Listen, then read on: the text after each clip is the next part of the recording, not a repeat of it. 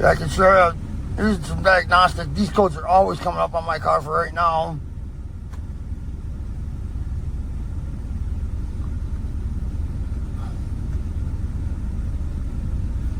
Clear them.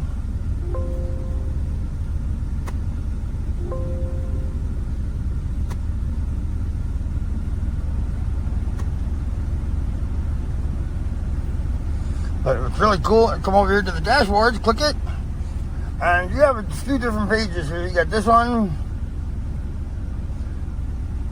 this one,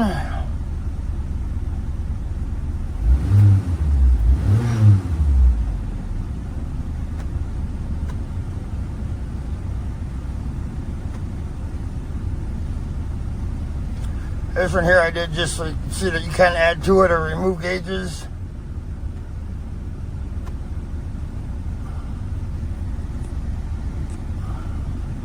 Shows your timing, your throttle position.